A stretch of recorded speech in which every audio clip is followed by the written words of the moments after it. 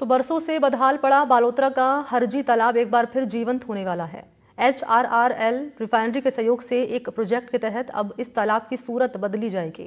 इस तालाब में फिर से विदेशी पक्षियों की अटकेलियों के साथ खोई हुई रौनक फिर से देखने को मिलेगी।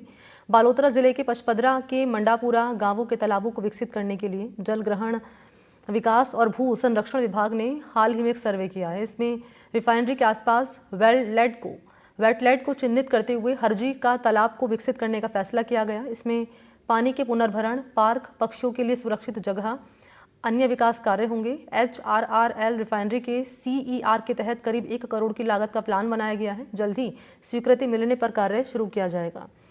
निवासियों को भी उम्मीद है कि इन तालाबों के बीते हुए दिन वापस आएंगे। हमने करीबन 10 स्थान पर जाके देखा था और उसमें सबसे ज़्यादा अगर जो हमें फिजिबल लगा वेटलैंड के लिए तो वो पचपदरा लेक जो है, इसमें हरजी नाडी नाम से एक नाडी है, तो सबसे ज़्यादा फिजिबल है क्योंकि काफ़ी समय तक वहाँ पानी भरा रहता है और वहाँ पे यदि उसको डेवलप करा जाए तो वो एक बहुत अच्छा वेटलैंड के रूप में जो है वो उभर के आएगा। बात करें पचपदरा के आसपास, क्योंकि पौराणिक आपने काफी समय से देखा होगा, तो कितने तालाब थे, क्या स्थिति थी उस समय की और वर्तमान स्थिति क्या है? पहले पचपदरा पंचायत थी, मैं भी सरपंच था 95 से, अभी लगातार सरपंच चल रहा हूँ। तो करीब 14 तालाब हमारे पास में थे, जिसमें ये बड़े तालाब थे हरजी, अमृतिया और चिड्डाणी, डिरार नाडी, नवड़ा तालाब, जो पचपदरा और मंडापुरा की जनता का प्यास बुझाने में काम आता था। जब पचपदरा में पानी की विकट समस्या थी तो इस बातों को ध्यान में रखते हुए हमारे यहाँ के भामाशाह और लोगों ने सहयोग देकर इस तालाबों को खुदवाया था और शानदार तालाब थे। मैं भी बचपन में, आप देख रहे हो ये हरजी तालाब, इसमें खूब स्नान किया हमने, खूब हमने घंटे लगाए, तैरना सीखा हमने यहाँ से, और आज इस तालाब की दुर्दशा हो रही है।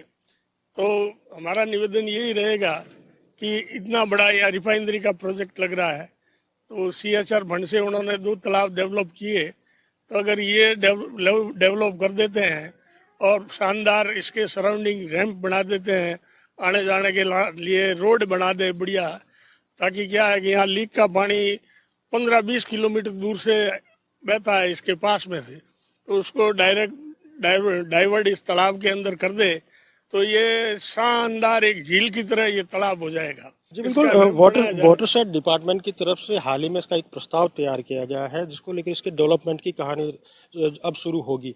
तो किस तरह का डेवलपमेंट होना चाहिए, स्थानीय लोगों से जानते हैं कि सर कितना पुराना तालाब है और जो डेवलपमेंट हो रहा है पर्यटन के तौर पर इसको विकसित करने का खाका तैयार हुआ है, क्या सोचते हैं आप इस बारे में जो काम होने वाला है? ये पचपदरा है, वो प्राचीन नगर है, वो नमक नगरी के नाम से विख्यात है। यहाँ पुराने लोग बंजारे हैं, वो नमक को ले जाने के लिए यहाँ से आते थे और उन्होंने बंजारों ने ये सबसे ज्यादा यहाँ तालाब खुदवाई की है और हरजी भी एक उसमें से ही है।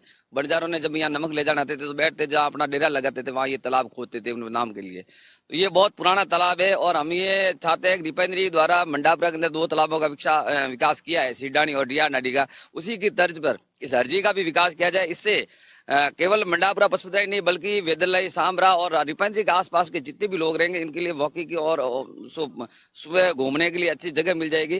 साथ में इससे इस बराबर क्षेत्र में कम खुदाई होने की वजह से कई बार बाढ़ की स्थिति हो जाती है। पचपदरा और मंडापुरा के गांव लोग डूब जाते हैं, डुबाव स्थिति में आ जाते हैं, तो रात को पानी निकालने के लिए हमको निकलना पड़ता था। तो इससे ये भी हो जाएगा कि गाँव की जनता को बसाव का जरिया भी मिलेगा और साथ में उसका विकास भी होगा। जी बिल्कुल, देख सकते हैं कि प्राचीन धरोहरों को संरक्षण के लिए ग्रामीण आ गया है और सरकार ने भी इस ओर कदम उठाते हुए इन तालाबों के विकास और पुनरुद्धार का बीड़ा उठाया है। तो ऐसे में देखने वाली बात होगी कि कब तक ये पचपदरा की जो तालाब है विकसित होकर यहाँ का पर्यटन केंद्र के रूप में प्रसिद्ध हो। अनिल वैष्णव, NDTV, बालोद।